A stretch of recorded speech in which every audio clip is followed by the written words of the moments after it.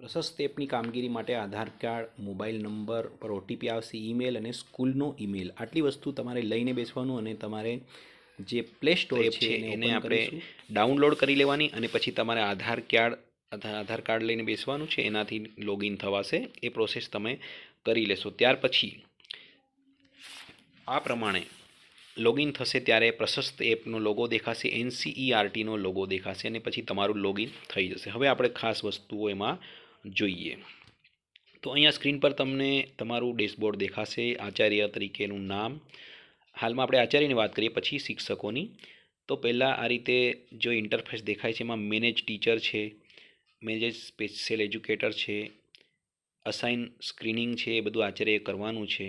તો manage teacher પર આપણે ક્લિક કરીએ છીએ તો આ રીતે પેન્ડિંગ, એક્સેપ્ટેડ અને રિજેક્ટેડ બતાવે છે. એમાંથી એક્સેપ્ટ કરેલા 2 ટીચરો અહીંયા જોઈ શકીએ છીએ આપણે.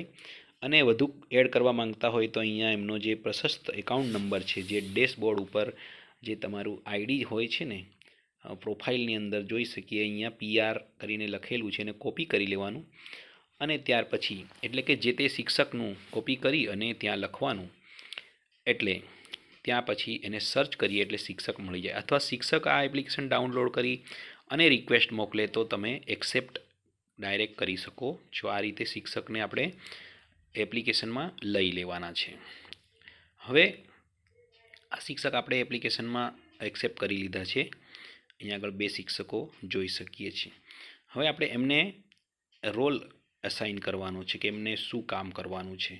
તો એના માટે આપણે નીચે રેડ કલરનું અસાઇન સ્ક્રીનિંગ જોઈ શકાય છે, એમાં આપણે ક્લિક કરીશું અને એમાં એમનું ધોરણ, જે વર્ગ ક્લાસ ટીચર હોય તે એમને ક્લિક કરી અને ધોરણ 8 આપણે ક્લિક કર્યું અને એના શિક્ષક જે છે એમની ઉપર ક્લિક કર્યું અને અસાઇન સ્ક્રીનિંગ પાર્ટ 1 ઉપર ક્લિક કરીશું અને પછી એમને ફરીથી અંદર ધોરણ બતાવેલું જ છે તો એના ઉપર ક્લિક કરીએ એટલે આ જે શિક્ષકનું નામ આવે છે, આ બીજા શિક્ષકનું આપણે કર્યું. આ બંને શિક્ષકોને એમનું ધોરણ સોંપી દીધું. ત્યાર પછી અહીંયા આગળ એમનો સમય આપવાનો, કેટલા સમયે કઈ તારીખે એમને સ્ક્રીનિંગ કરવાનું છે. તો આ રીતે એ શિક્ષકોના નામ બતાવશે અને ત્યાર પછી એમને આપણે કઈ તારીખથી કઈ તારીખ સુધીમાં સ્ક્રીનિંગની કામગીરી કરવાની અહીંયાથી સોંપી દેવાનું થાય છે. એટલે એમના એપ્લિકેશનમાં એ બધું રિફ્લેક્ટ થશે. ત્યાર પછી આપણે આગળ વધીએ તો જે સ્ક્રીનિંગ માટેનો જે રોલ છે, પાર્ટ 2 જે છે એ જે સ્પેશિયલ એજ્યુકેટર કરશે. તો એમનો પણ આપણે જે પ્રશસ્તનું આઈડી છે મંગાવી અને એમને પણ શિક્ષકની જેમ આપણે લઈ લેવાના છે, અથવા એક રિક્વેસ્ટ મોકલે તો આપણે એક્સેપ્ટ કરી લેવાનું છે.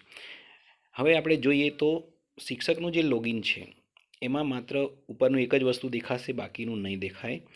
તો સ્ક્રીનિંગ જે છે આપણે સ્પેશિયલ એજ્યુકેટર માટે કરી રહ્યા છીએ, એમને પણ આ રીતે આપણે એડ કરી લેવાના થાય છે. એમનું આપણે આઈડી મંગાવીને કરી શકાય અથવા એ રિક્વેસ્ટ મોકલે તો. હવે આપણે જોઈએ જે મેનેજ સ્ટુડન્ટ, એની અંદર કયું ધોરણ ક્લાસ 8 છે એ કયા શિક્ષકને આપણે સોંપીએ છીએ એપ્લિકેશન, એપ્લાય કરી દીધું.